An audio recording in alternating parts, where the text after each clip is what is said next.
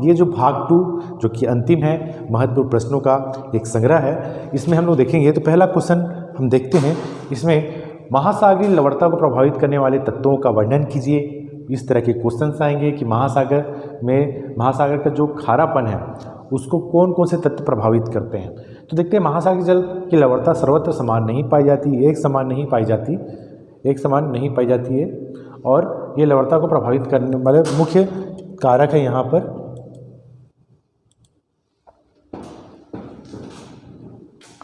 मुख्य कारक भी हैं।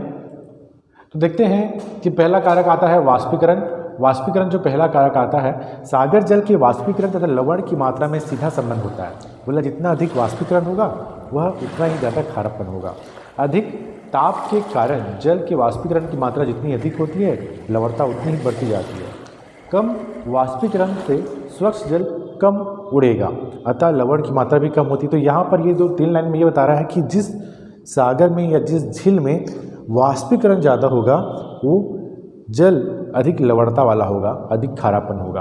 और जहाँ वाष्पीकरण कम होगा, वाष्पीकरण का अर्थ यहाँ होता है कि जल का वाष्प बनना, जल का भाप बनना, और कर्क और मकर रेखाओं पर वाष्पीकरण की मात्रा अधिक होने के कारण लवणता अधिक पाई जाती है।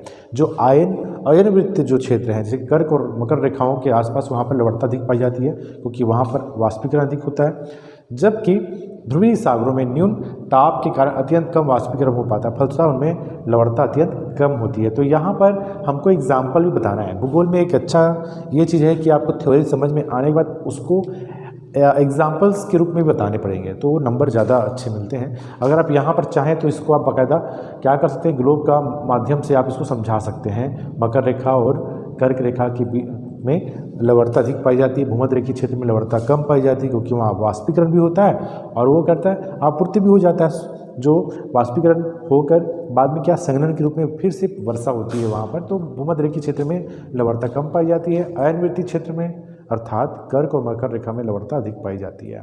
ध्रुवीय सागरों में या ध्रुवीय क्षेत्र में भी लवणता कम पाई जाती है। तो यहाँ पर अगर देखते हैं दूसरा, तो हम लोग ये जो पढ़ रहे हैं प्रभावित करने वाले कारक तत्व को, तो पहला है वाष्पीकरण, दूसरा है स्वच्छ जल की आपूर्ति। सागरों में स्वच्छ जल अधिक मात्रा में मिलने से लवणता कम हो जाती है। अगर किसी सागर में नदियाँ आके मिल रही हैं बहुत सारी, तो वहाँ लवणता कम होगी। स्वच्छ जल की पूर्ति वर्षा द्वारा तथा नदियों द्वारा होती है। जो स्वच्छ जल जो सागरों किससे मिलेगा, नदियों के द्वारा और वर्षा के द्वारा। भूमध्य रेखीय प्रदेशों में अधिक वर्षा होने से स्वच्छ जल की पूर्ति हो रहती तथा मेघाच्छन्न के कारण आयनवृत्तीय क्षेत्र की अपेक्षा वाष्पीकरण में अपेक्षाकृत कम होता है। ठीक है, तथा अमेजन तथा कांगो जैसी विशाल नदियां भी सागर में विशाल जल राशि लाकर उड़ेड़ती हैं, डालती हैं। तो यहाँ पर देखा गया कि जो अमेजन नदी है, ये अमेजन नदी और कांगो नदी है। कांगो नदी तो अफ्रीका महाद्वीप में है, अमेजन तो दक्षिण अमेरिका में है। तो ये क्या करती हैं, सागरों में विशाल जल राशि लाती हैं। इसलिए भूमध्य रेखीय जो महासागरों में कर्क और मकर रेखाओं की सागरों की अपेक्षा कम लवणता पाई जाती है। तो यहाँ पर एक तुलना की बात कर लें, भूमध्य रेखीय क्षेत्रों में जो महासागर है वहाँ पर लवणता कम पाई जाएगी क्योंकि हमने देखा कि नदियों के द्वारा और स्वच्छ जल मतलब जो वर्षा के द्वारा प्राप्त होता है, इसमें लवणता कम पाई जाती है। इसलिए रेखाओं पर ना तो अधिक वर्षा होती है और ना ही अधिक मेघाच्छन्न पाई जाती है। बोल रहा है कि अयन रेखाओं का अर्थ यहाँ पर कर्क और मकर रेखा से है, वहाँ पर अधिक मेघाच्छन्न पाई जाती है। मेघाच्छन्न का अर्थ होता है कि जो बादल अधिक होता है तो वहाँ पर बादल नहीं बनते, तो वर्षा भी नहीं होती है, और ना ही विशाल नदियाँ स्वच्छ जल की पूर्ति बड़ी मात्रा में करती है, तो यहाँ अधिक लवणता पाई जाती है। स्वच्छ जल की आपूर्ति हिम के पिघलने से भी होती है। ध्रुवीय क्षेत्र की बात करें तो वहाँ पर भी क्या हो रहा है, बर्फ पिघल रहा है। इसी कारण से उपध्रुवीय क्षेत्रों में लवणता कम पाई जाती है। नदियों के मुहाने के निकट भी स्वच्छ जल की पूर्ति के कारण सागरीय जल में लवणता कम होती है, जैसे कि गंगा, नाइजर, सेंट लॉरेंस नदियों में मुहाने पर लवणता कम पाई जाती है। तो यहाँ पर स्वच्छ जल की पूर्ति ये आपको समझना है और लिखना ये है कि नदियों के द्वारा या वर्षा के द्वारा स्वच्छ जल की प्राप्ति भूमध्य रेखीय क्षेत्रों में महासागर को मिलती है।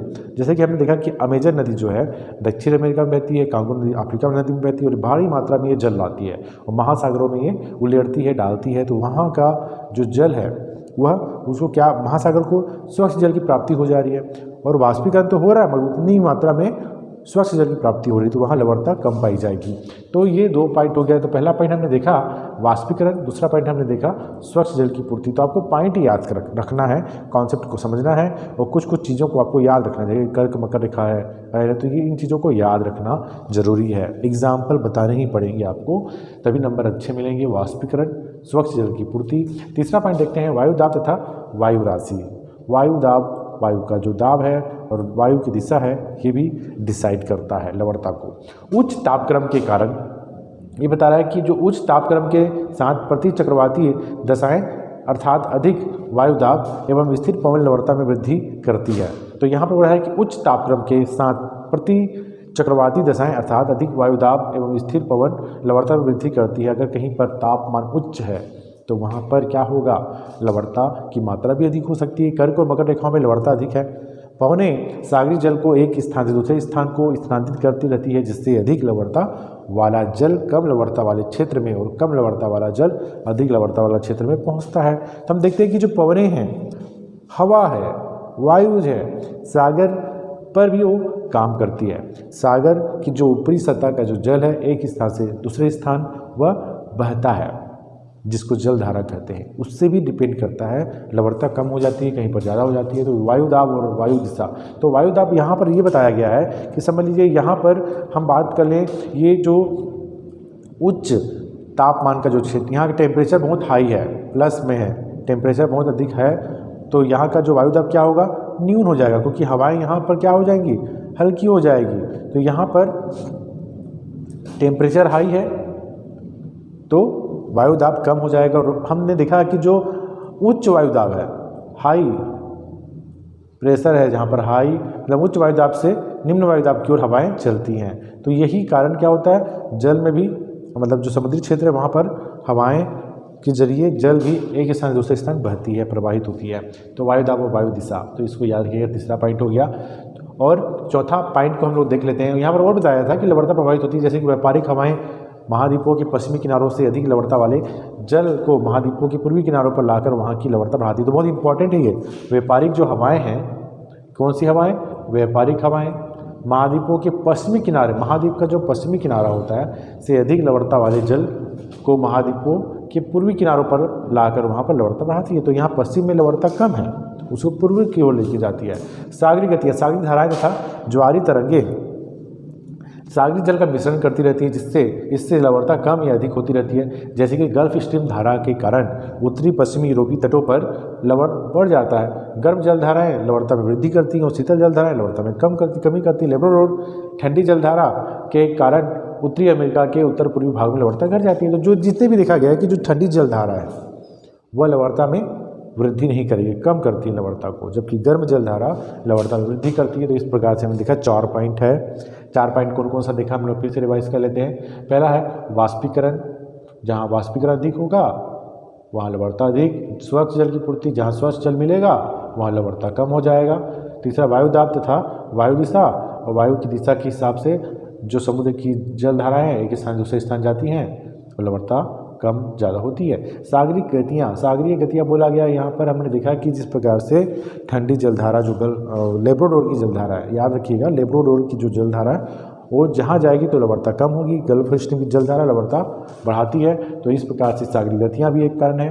तो 4 पॉइंट हो गया। अगला क्वेश्चन देखते हैं, महासागरीय तापमान को प्रभावित करने वाले कारक का वर्णन कीजिए।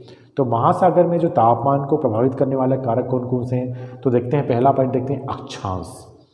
भूमध्य रेखा के अक्षांश पर डिपेंड करता है, जितनी कम न्यूनतम अक्षांश है वहाँ पर तापमान अधिक होता है। जैसे कि भूमध्य रेखा के पास सूर्य की सीधी किरणें अधिक ताप प्रदान करती है, फलतः सागर जल का तापमान अधिक रहता है। भूमध्य रेखा से दूर तिरछी किरणें कम ताप प्रदान करती है, जिससे उच्च अक्षांशीय सागरों का ताप कम रहता है। तो ये अक्षांश पर डिपेंड करता है कि सूर्य भूमध्य रेखा से दूर जितनी जाएगी तापमान कम होगा, भूमध्य रेखा के पास है तापमान अधिक होगा। सागर की गहराई है, बोल रहा है कि 200 मीटर तक सूर्य की किरणें पहुंच जाती हैं आसानी से, तापमान अधिक होगा, और उसके नीचे जाने से तापमान कम होगा। तो ये जल थल का वितरण, बोल रहा है कि उत्तरी गोलार्ध में स्थल की अधिकता है तो तापमान अधिक होगा। जो भाग जो समुद्र या सागर स्थल से घिरा हुआ है उसका तापमान अधिक होगा। स्थल भाग जो है जल्दी गर्म हो जाता है, जल्दी ठंडा भी होता है। तो यहाँ पर आप देख सकते हैं कि दक्षिणी गोलार्ध में जलीय भाग में अधिक विस्तार के कारण ताप कम रहता है। समुद्री जलधारा है, गर्म जलधारा जहाँ जाएगी वो ठंडी नहीं करेगी, गर्म ही करेगी। जैसे गर्म जलधारा ताप को बढ़ाती है। नॉर्वे तट के निकट उत्तरी अटलांटिक प्रवाह के कारण जल का ताप अधिक रहता है। ठंडी जलधारा जल के ताप को घटाती है। गर्म और ठंडी जलधारा से मिलने से जल का तापमान लगभग समान हो जाता है। जहाँ पर गर्म जलधारा जाएगी वह क्षेत्र गर्म वाला होगा और ठंडी वाला, मगर जहाँ दोनों मिक्स हो रहे हैं तो वहाँ समान तापमान पाया जाता है। सागर की लवणता, अधिक लवणता वाले जल में अधिक ताप धारण करने की क्षमता होती है, क्योंकि खारा जल भारी होने से नीचे बैठता है, फलतः सागर जल का ताप नीचे की ओर बढ़ता है। तो यहाँ बोला जो जितना अधिक लवणता होगा वो अधिक ताप धारण करेगा। जैसे मृत सागर है, उसका नाम मृत सागर है। अगर वहाँ पर आप जहाँ पर मृत सागर है वहाँ पर क्या, अगर डूबना चाहें तो डूब ना पाते हैं, मतलब वहाँ पर तैरने की जरूरत नहीं होती, ऑलरेडी तैरता आदमी, क्योंकि वहाँ पर घनत्व ज़्यादा है, लवणता अधिक है। इस कारण हवा की दिशा स्थल या रेगिस्तान की ओर चलने वाली गर्म हवा सागर जल के ताप को बढ़ा देती है। ध्रुवों की ओर आने वाली शीतल हवा जल के ताप को कम कर देती है। तो इस प्रकार से दिया गया हवा की दिशा। तो टोटल 6 पॉइंट देख लेते हैं हम लोग क्या क्या है। महासागर तापमान को प्रभावित करने वाले कारक, पहला अक्षांश, दूसरा सागर की गहराई, तीसरा जल थल का वितरण, समुद्री जलधारा और सागर की लवणता, हवा की दिशा। तो टोटल है 6 पॉइंट। अगला क्वेश्चन देखते हैं, महासागरीय धाराओं की उत्पत्ति के क्या कारण है। तो ये दीर्घोत्तरीय प्रश्न है, इसमें से तकरीबन एक क्वेश्चन पूछे जाएंगे, मगर आपको कॉन्सेप्ट क्लियर करना है तो सबको पढ़ना ही है, अच्छी बात है। महासागरीय धाराओं की उत्पत्ति के क्या कारण है। महासागरीय धाराओं की उत्पत्ति के कारण देखते हैं, पहला तापमान की भिन्नता, खारेपन की भिन्नता, स्थायी हवाएं, पृथ्वी का घूर्णन, वर्षा तथा वाष्पीकरण। तो ये 5 पॉइंट हैं इसमें महासागरीय धाराओं की उत्पत्ति के कारण के अंतर्गत।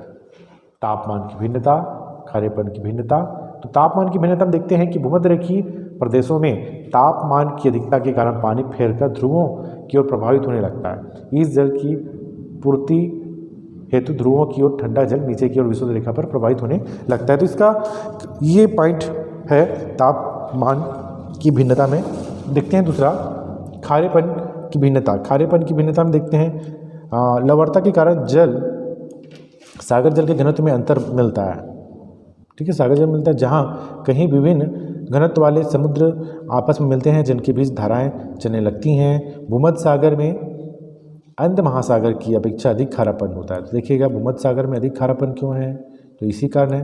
अतः घनत्व भी अधिक है, इसलिए भूमध्य सागर का जल स्तर नीचा होने से उसकी पूर्ति हेतु अंध महासागर की ओर धारा बहती है। तो ये देखा है कि अंध महासागर की ओर धाराएं बहेंगी। स्थायी हवाएं। स्थायी हवाएं प्रत्यक्ष या अप्रत्यक्ष रूप से धाराओं की उत्पत्ति का कारण है। विश्व की अधिकांश मुख्य धाराएं स्थायी या प्रचलित हवाओं की दिशा में अनुरूप बहती हैं। हिंद महासागर में चलने वाली धाराएं मानसूनी हवाओं के अनुरूप ऋतुवत दिशा बदल देती है। ठीक है, तो यहाँ पर देखा गया है ऋतुवत दिशा बदलती है जो स्थायी हवाएं हैं। पृथ्वी का घूर्णन, पृथ्वी की घूर्णन गति के कारण धाराएं वृत्ताकार रूप में प्रभावित होती है। जी हाँ, वृत्ताकार में रूप में बहेगी, क्योंकि पृथ्वी जो है पश्चिम से पूरब की ओर फैल रहा है। फेरल के नियमानुसार धाराएं उत्तरी गोलार्ध में दाईं ओर मुड़ जाती है और दक्षिणी गोलार्ध में बाईं ओर मुड़ जाती है। तो यहाँ याद रखिएगा फेरल का नियम जो है वायु को दिशा को बताता है। ये बोल रहा है कि उत्तरी गोलार्ध में दाईं ओर और दक्षिणी गोलार्ध में बाईं ओर मुड़ जाती है। वर्षा और वाष्पीकरण, जिन महासागरों में वाष्पीकरण अधिक होता है वहाँ जल स्तर अपेक्षाकृत नीचे रहता है, तथा जहाँ वाष्पीकरण की क्रिया धीमी तथा वर्षा अधिक होती है वहाँ जल स्तर अपेक्षाकृत ऊंचा रहता है। अतः ऊंचे समुद्री जल तल से नीचे समुद्र तल की ओर धाराएं चलने लगती हैं, जैसे कि भूमध्य रेखा से अयन रेखाओं की ओर चलने वाली धाराएं। तो ये 5 पॉइंट हैं इसके। 5 पॉइंट किसके हैं, आप देख ही रहे हैं कि उत्पत्ति के कारण में पहला है तापमान की भिन्नता, खारेपन की भिन्नता, स्थायी हवाएं, पृथ्वी का घूर्णन, वर्षा का वाष्पीकरण, वर्षा वाष्पीकरण। देखते हैं अगला क्वेश्चन, महासागरों के तापमान वितरण को प्रभावित करने वाले कारक। जैसे कि हमने इसको पढ़ा ही है अभी, तापमान को प्रभावित करने वाले कारक कौन कौन से हैं ये देख ही सकते हैं इसको। दूसरी को उसमें 6 क्वेश्चन थे, जहाँ पर 6 पॉइंट थे, उसको देख सकते हैं। महासागरीय अंधा स्थल का सचित्र वर्णन कीजिए। महासागरीय अंधा स्थल का वर्णन करना है तो देखिएगा 4 है, महाद्वीपीय शेल्फ, महाद्वीपीय ढाल, गहरे समुद्री मैदान, महासागरीय गंभीर। इसको जो भाग 1 में भी हमने इसको लघुत्तरीय रूप में पढ़ा था, तो अभी हम देख लेते हैं। महासागरीय शेल्फ जो है महाद्वीप का वह विस्तृत सीमांत जो अपेक्षाकृत उत्तरी समुद्र तथा खाड़ियों से घिरा होता है, महाद्वीपीय शेल्फ कहलाता है। तो ये बोल रहा है कि महाद्वीप का एक विस्तृत सीमांत होता है जो पूरी तरह से समुद्र से समुद्र के जल से ढका रहता है। उथला वाला भाग महाद्वीपीय शेल्फ कहलाता है। इसकी विशेषता को हमने देखा था कि इसका जो प्रवणता है 1 डिग्री होता है और महाद्वीपीय अवकाश कहा जाता है इसको। इसकी चौड़ाई 80 किलोमीटर तक होती है। महाद्वीपीय शेल्फों पर नदियों, हिम नदियों तथा पवन द्वारा लाए गए अवसादों के जमाव मिलते हैं। यहाँ पर मतलब अवसादी जमाव ज़्यादा मिलेंगे। चलो की गहराई भी इतनी होती है आपका 30 मीटर से 600 मीटर तक इसका गहराई होता है। महाद्वीपीय ढाल, महाद्वीप के जस्ट नीचे वाला भाग को हम ढाल कहते हैं। इसका जो प्रवणता है 2 से 3 और है आपका 2 डिग्री से 3 है और 200 मीटर से 3000 मीटर है इसका। वो सेल्फ जोड़ता है और कैनियन गहराई होता है। अब देखिएगा यहाँ पर ये सेल्फ है, ये ढाल है, ये गर्त है, ये उभार है। तो इसी प्रकार से गंभीर सागरीय समुद्री मैदान का देखते हैं या महासागरीय बेसिनों के मंद ढाल वाले क्षेत्र होते हैं। यह विश्व का सबसे चिकने सबसे सपाट भाग होते हैं। इनकी जो गहराई है 3000 मीटर से 6000 मीटर के मध्य होती है। इन मैदानी भागों पर महीन कणों वाले अवसाद निक्षेपित मिलते हैं। तो ये है मैदान। महासागरीय गर्त की बात करें, इसको द्रोणी भी बोला जाता है, द्रोणी भी कहा जाता है इसको, द्रोणी भी कहा जाता है।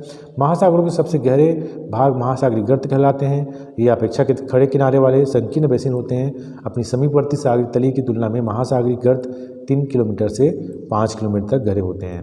गर्तों का संबंध प्रायः सक्रिय ज्वालामुखी तथा प्रबल भूकंप वाले क्षेत्रों से होता है। वर्तमान में महासागरीय तली पर 57 गर्तों की खोज की जा चुकी है, जिससे 32 प्रशांत महासागर में, 19 अटलांटिक महासागर में, हिंद महासागर में 6 गर्त है। तो इस प्रकार से देखा गया है कि सबसे ज़्यादा गर्त है प्रशांत महासागर में।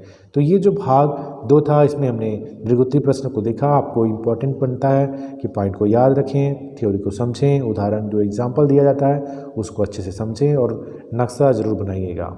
तो ये भाग 2 का जो टॉपिक था ये अंतिम टॉपिक है। इस टॉपिक में जो महत्वपूर्ण क्वेश्चन है इसको आप सॉल्व कर लीजिएगा। तो भाग 1 और भाग 2 के जरिए हमने देखा कि महासागरीय जल का जो टॉपिक है वह कंप्लीट हो जाता है। इसके लिए आपको क्वेश्चंस के आंसर को याद रखने से पहले आपको पॉइंट को याद रखना है और डील करना है।